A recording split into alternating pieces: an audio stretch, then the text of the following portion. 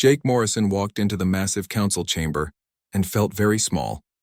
The room was huge and filled with strange alien creatures who looked down at him from their floating seats. Each alien was different from the others. Some had 4 eyes, others had scales like snakes, and a few looked like they were made of rock and metal. They all stared at the human diplomat with looks that said they thought he was wasting their time. The human ambassador wore his best blue uniform with the Earth flag on his shoulder.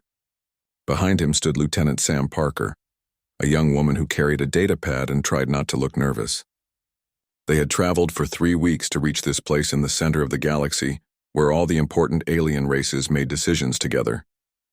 Morrison stepped forward and cleared his throat. The aliens stopped their quiet talking and looked at him. He could hear some of them making sounds that might have been laughter, but he could not be sure because their translators changed everything into human words. Honored members of the Galactic Council, Morrison began with a steady voice. I come here today to ask for your help. The Zephyrian Empire has invaded human space. They have already destroyed 3 of our colonies and killed millions of our people. We need military support to stop them before they kill everyone in human territory. A tall alien with blue skin and 4 golden eyes leaned forward in his crystal chair. This was Chancellor Vexitar from the Alterian Federation, one of the most powerful groups in the galaxy. When he spoke, his voice came through the translator as cold and mocking. Ambassador Morrison, the Chancellor said slowly, do you really think we should risk our ships and soldiers for your species? Humans have only been part of our galactic community for 50 years. That is like 1 day compared to how long we have been here. The Zephyrians have been conquering worlds for thousands of years. They are strong and experienced warriors. Another alien joined the conversation.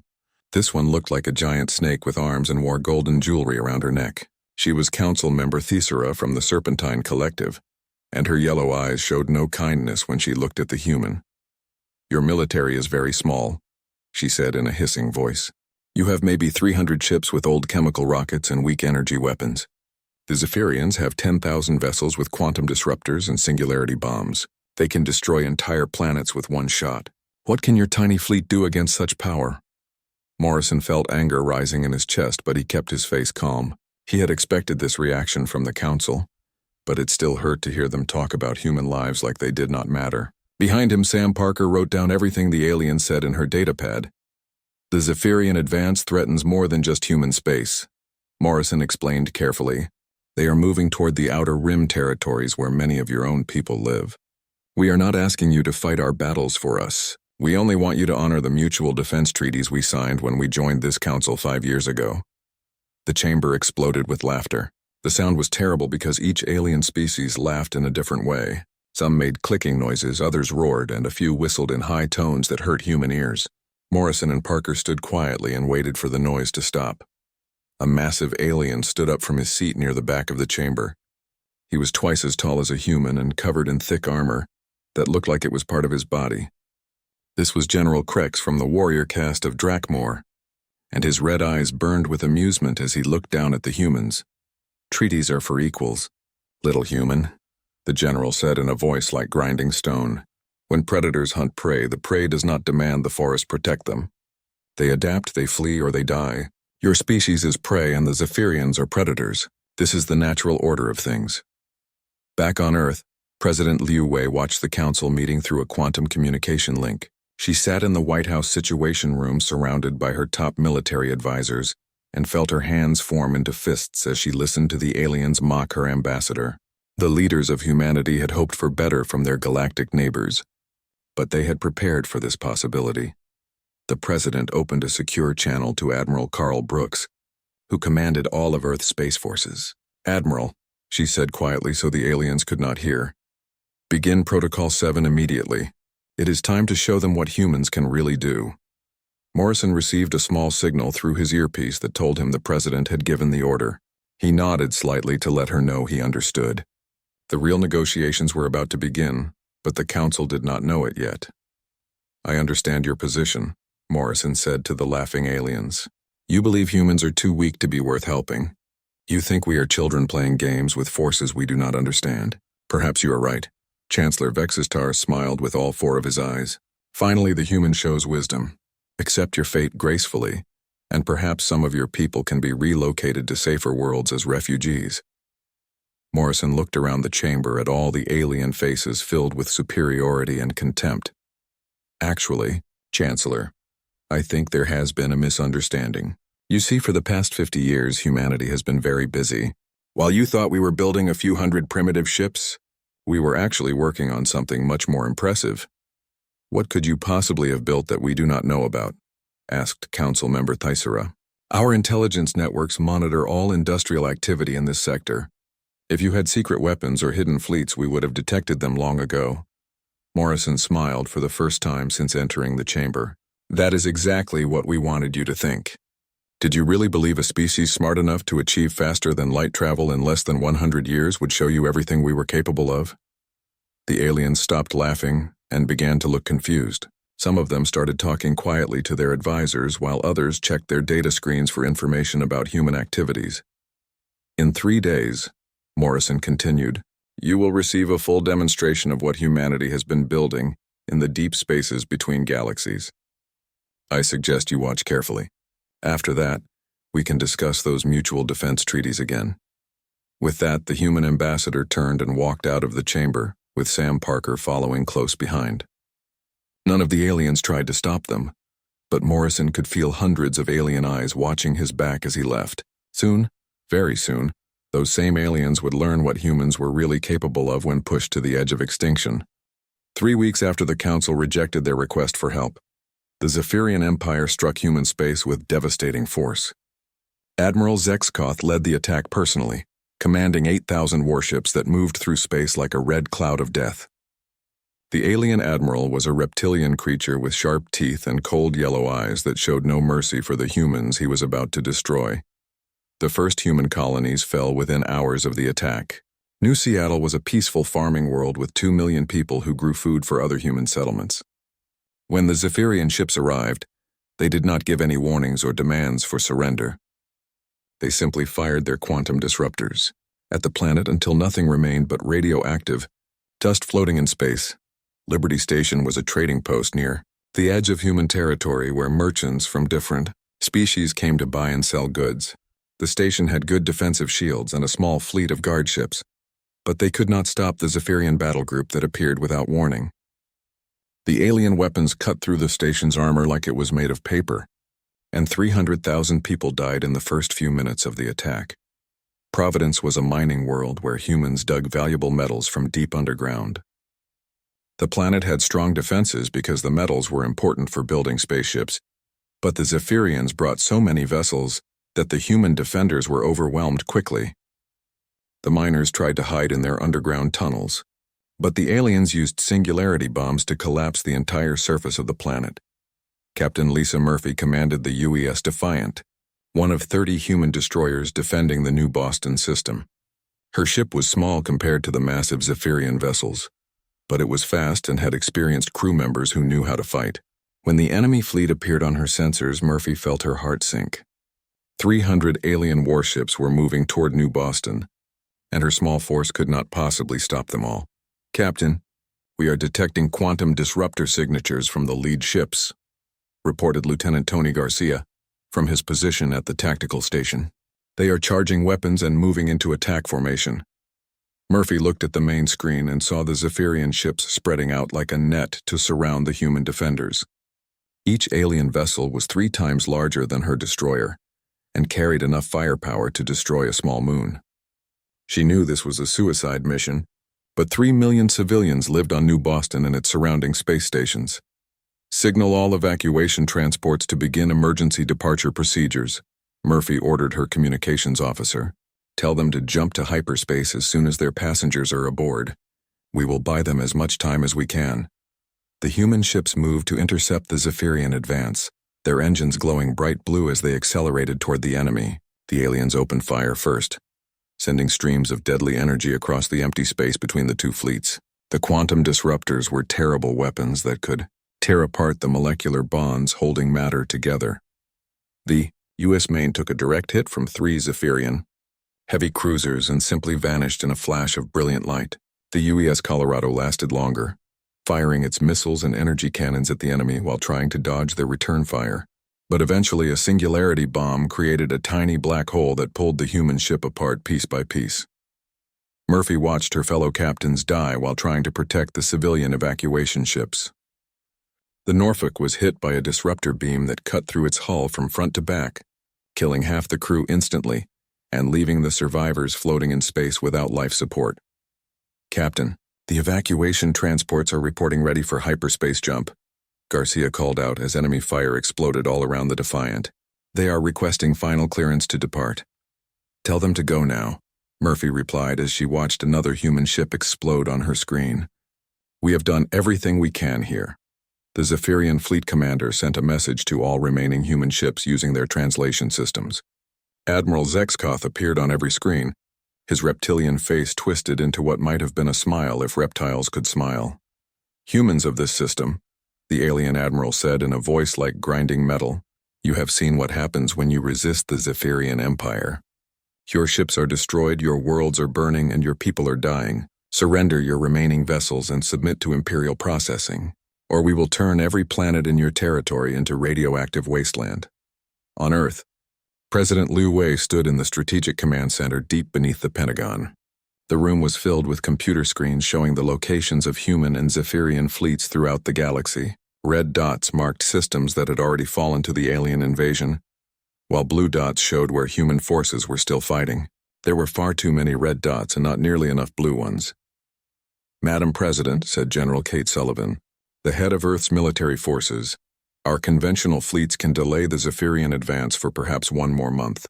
After that, they will reach the core worlds, including Earth itself." Liu Wei nodded grimly as she studied the tactical displays. 17 human systems had fallen in just 3 weeks, and 40 million people were dead or missing. The Zephyrian Empire was moving faster than anyone had expected, and their weapons were more powerful than human intelligence had estimated. "What is the status of our request for council assistance?" the president asked her diplomatic advisor. "Chancellor, Bextar sent another message this morning," the advisor replied while reading from his datapad. "He says the Alterian Federation cannot risk its own security for a species that failed to adequately prepare for galactic realities." The other council members are sending similar responses. Admiral Brooks stepped forward with a report from the secret military projects that most people did not know existed. "Madam President, Admiral Chen reports that the Deep Space Fleet will be ready for deployment within 72 hours. Captain Martinez confirms that the Ghost Fleet is already moving through dark space towards Zephyrian territory. Admiral Johnson says the Outer Rim Force is prepared for immediate activation." Liu Wei looked out through the reinforced windows of the command center at the night sky above Washington. Somewhere up there, human civilians were dying while alien creatures laughed about it. The president had hoped to avoid revealing humanity's true capabilities, but the Zephyrians had forced her hand. "Activate all reserve fleets immediately," she ordered. "It is time to show the galaxy what humans have really been building out there in the darkness between the stars." High above Earth's atmosphere, sensors detected the first signs of massive energy signatures appearing in the empty regions of space, where no human colonies existed. Something big was moving in the void, something that had been hidden for 50 years. While the rest of the galaxy thought they knew everything about human capabilities, the Zephyrians were about to learn that they had made a terrible mistake when they decided to hunt what they thought was helpless prey. Ambassador Morrison walked into the Galactic Council chamber for the second time in a month, but everything felt different now. The alien delegates were no longer laughing or making jokes about human weakness. Their conversations were quiet and worried, because long-range sensors had detected the Zephyrian fleet moving towards several council worlds after finishing their attacks on human territory. The massive chamber still looked the same with its floating seats and strange alien architecture, but the mood had changed completely. Chancellor Vextar kept checking his data screens for updates about Zephyrian fleet movements. Council member Thesera was talking quietly with her military advisors about defensive preparations. Even General Krex looked concerned as he studied tactical reports from the war zone. Morrison stood in the center of the chamber with Lieutenant Sam Parker beside him. This time, however, he was not there to ask for help or beg for military assistance. He had come to deliver information that would change everything the Council thought they knew about humanity. "Honored members of the Galactic Council," Morrison began with a voice that carried new authority, "I bring greetings from President Liu Wei and important news about humanity's response to the Zephyrian invasion. Chancellor Vextar leaned forward in his crystal throne. His 4 golden eyes focused intently on the human diplomat. Ambassador Morrison, we understand that your species is facing extinction at the hands of the Zephyrian Empire. Our sensors show that 17 human systems have fallen, and millions of your people are dead. While we sympathize with your situation, the Council cannot risk extinction. Morrison interrupted with a slight smile. Chancellor, I believe there has been a fundamental misunderstanding about humanity's true capabilities. The alien stopped talking and stared at the human ambassador. No one had ever interrupted Chancellor Vextar during an official council session, and the fact that a representative from such a weak species had done so was shocking. Morrison gestured to Sam Parker, who activated a portable holographic projector. The air above the chamber's center suddenly filled with 3-dimensional images that made every alien delegate gasp in surprise. The pictures showed massive construction facilities hidden inside hollow asteroids, shipyards carved into the surfaces of dead planets, and fleet staging areas in the empty darkness between galaxies. For 50 years, Morrison continued as the images changed to show different scenes. Humanity has been building something in the deep void where your sensors could not detect it. While you believed we had only a few hundred primitive ships, we were actually constructing fleets that would make your military forces look small by comparison. The holographic display shifted to show human warships that looked nothing like the crude vessels the Council had seen before. These ships were sleek and powerful, with armor that seemed to bend light around it, and weapons that hummed with barely contained energy. Thousands of vessels organized into perfect formations that stretched across entire star systems. Council member Thyssera slithered forward in her floating seat, her yellow serpent eyes wide with disbelief. "This is impossible," she hissed through her translator. "Our intelligence networks monitor all industrial capacity in this sector of the galaxy. Ships like these would require resources and manufacturing capabilities far beyond what your species controls." Morrison's smile grew wider as he looked at the shocked alien faces around him. "Council member Thyssera, you monitored exactly what we wanted you to monitor. Did you really think a species capable of developing faster than light travel in less than 100 years would reveal all of its secrets to potential rivals?" The images in the holographic display changed again to show Admiral Rebecca Chen standing on the bridge of a massive human warship. The Admiral was a middle-aged woman with short gray hair and steady eyes that had seen many battles. Behind her, the bridge crew worked at stations filled with technology that looked decades ahead of anything the Council species possessed. "Galactic Council," Admiral Chen said through the quantum communication link. "This is Admiral Rebecca Chen, commanding the Earth Deep Space Fleet. I am transmitting our current force disposition for your review." New images appeared, showing tactical readouts that made several Council members make sounds of shock and fear. The data revealed 60,000 human warships organized into 12 separate fleets, each one larger than the entire military force of most Council species. The ships carried plasma lance batteries that could crack planets, defensive screens that warped space and time, and propulsion systems that allowed near-instantaneous travel across vast distances. General Krex stood up from his armored seat, his warrior instincts finally recognizing a threat that dwarfed anything he had encountered before. "Where did you get this technology?" he demanded in his grinding stone voice. "These weapons and defensive systems are beyond anything we have seen in 1,000 years of galactic warfare." Morrison turned to face the massive alien general directly. "We learned from everyone we met, General Krex. For 50 years, humanity studied Alterian crystal technology and improved upon it. We examined serpentine bioengineering techniques and made them better. We analyzed Drakmor metallurgy and enhanced it with our own innovations. We took the best ideas from every species we encountered and created something new." The council chamber erupted in shocked conversations as delegates realized what this meant. Humanity had not just been hiding their military strength. They had been secretly studying and surpassing the technological achievements of every major galactic civilization. Admiral Brooks appeared on another communication screen, his stern face showing the confidence of someone who commanded overwhelming force. "Council members, I want you to understand something very important. The Zephyrian Empire believes they are hunting weak prey that cannot fight back. They are about to discover how wrong they are." Morrison gestured for quiet and addressed the council one final time. "My fellow delegates, the Zephyrian advance ends now. Our fleets are already moving to engage their forces, and we expect to have this situation resolved within a matter of days rather than months. However, I wanted to inform you of our capabilities before you see them demonstrated. Chancellor Vextar found his voice after several moments of stunned silence. Ambassador Morrison, why are you revealing this information to us now? What do you want from the Council? The human diplomat looked around the chamber at all the alien faces that had mocked him just a few weeks earlier. We want nothing, Chancellor. But we thought you should know that humanity is no longer the weak species you can safely ignore. After we finish dealing with the Zephyrians, we will be interested in renegotiating some of those mutual defense treaties. In the depths of space far from any inhabited system, human fleets that had remained hidden for decades began their jump sequences. Ships emerged from stealth fields that had concealed them behind gas clouds and inside nebulae. Weapon systems that had never been tested in actual combat powered up for the first time. The galaxy was about to witness what humans were truly capable of when pushed beyond their limits.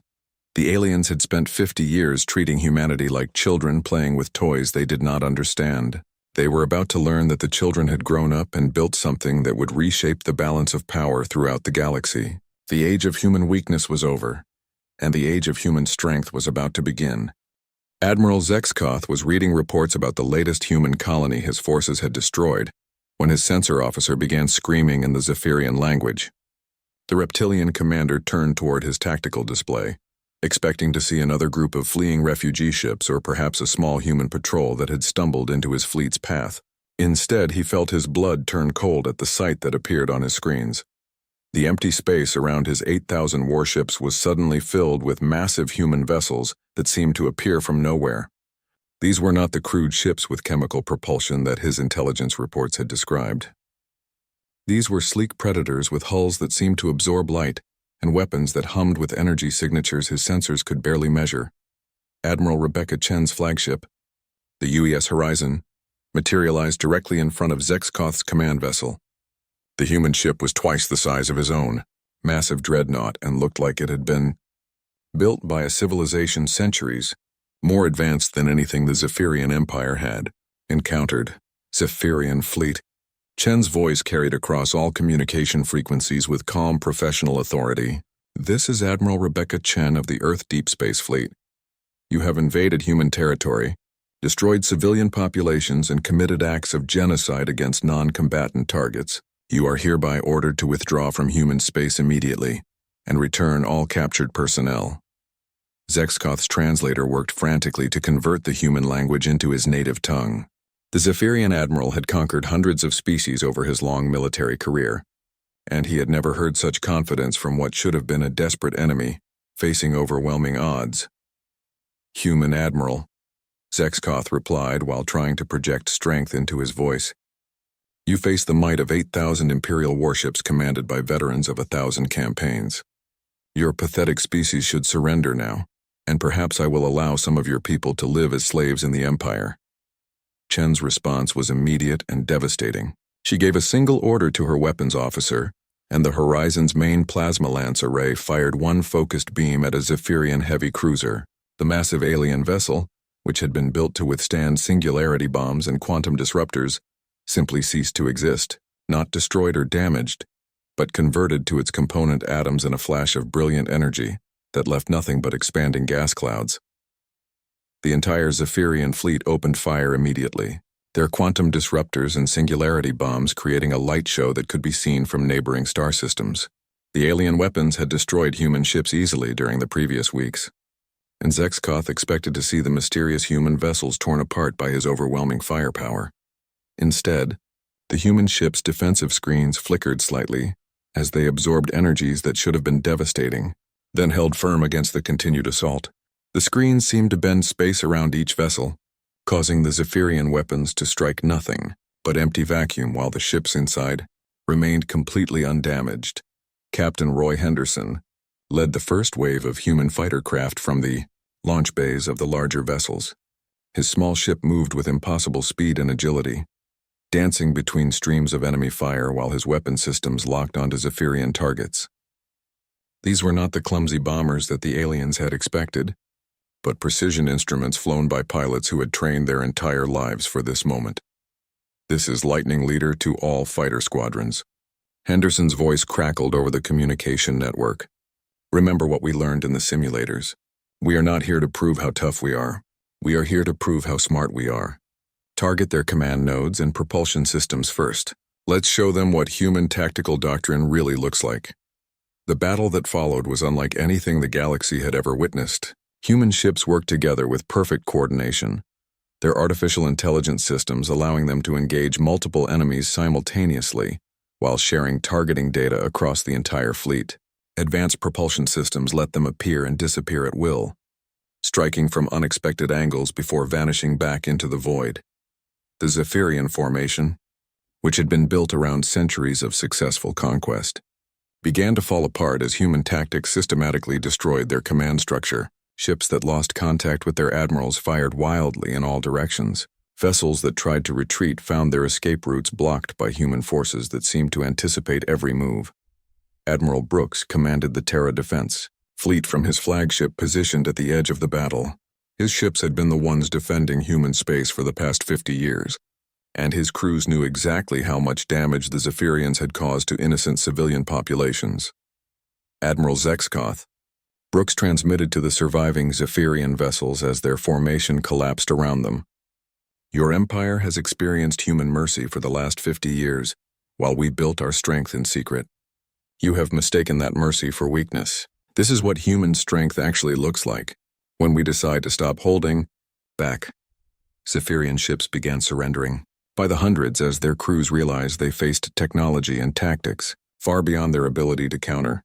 Others attempted to flee toward the edge of the system, but human pursuit craft caught them easily and forced them to power down their weapons.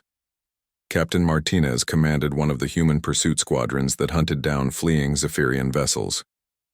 His ship could travel faster than light without using the standard hyperspace routes, allowing him to appear anywhere in the star system within seconds. When Zephyrian captains tried to escape, they found human ships waiting for them no matter which direction they chose.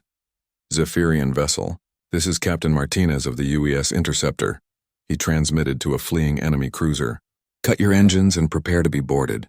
Your war is over, and resistance will only result in the destruction of your ship and crew. Admiral Chen stood on the bridge of the horizon watching as the last organized Zephyrian resistance crumbled. Her tactical display showed thousands of enemy vessels either destroyed, surrendered, or fleeing in complete disorder. The entire engagement had lasted less than 6 hours, and human casualties numbered fewer than 50 personnel. Admiral, her communications officer reported, we are receiving long-range sensor data from our deep space monitoring stations. The Zephyrian home fleet is moving toward our position, nearly 30,000 vessels including their emperors. Personal command ship, Chen smiled grimly, as she received confirmation that the other 11 human fleets had completed their hyperspace jumps and were taking positions throughout Zephyrian territory. Admiral Johnson's Outer Rim force was already engaging enemy installations near the Zephyrian capital world. Admiral Davis was leading the strike fleet toward their main shipyards. Admiral Thompson commanded the siege fleet that would blockade their core systems. Signal all human forces, Chen ordered, as she watched the tactical display update with new enemy contacts. Phase 2 is now in effect. We are taking this war to their home territory, and we are going to end it permanently. The humans had spent 50 years being underestimated by every species in the galaxy. Now it was time to demonstrate what happened when humanity finally decided to reveal their true capabilities and fight back against those who threatened innocent lives. The Galactic Council chamber had never been so quiet in its 1,000-year history. Ambassador Morrison stood at the center of the circular hall, but this time he was not asking for anything or begging for help. He had come to inform the assembled alien delegates about the new reality that humanity had created across their section of the galaxy. The alien representatives sat in their floating chairs looking nervous and uncertain. Chancellor Vexitar kept checking his data screens for updates about human fleet movements. Council member Tissera whispered constantly with her military advisors about what these developments meant for the balance of galactic power. General Kreck sat very still in his armored seat, his warrior instincts telling him that everything had changed. Honored delegates, Morrison began with a voice that carried the authority of a species that had just reshaped the known galaxy. I bring you greetings from President Liu Wei and news about the conclusion of the conflict with the Zephyrian Empire. Chancellor Vextar leaned forward nervously, his 4 golden eyes focused on the human diplomat. Ambassador Morrison, our long-range sensors detected massive energy signatures throughout Zephyrian space over the past month. There were reports of entire fleets vanishing and whole star systems going dark. What exactly happened out there? Morrison activated his holographic projector and filled the chamber with images that showed the aftermath of humanity's military campaign. Where once the Zephyrian Empire had controlled over 300 star systems with billions of inhabitants, now there was something completely different. The Zephyrian Empire no longer exists as a military threat, Morrison announced calmly. Their war fleets have been destroyed or captured.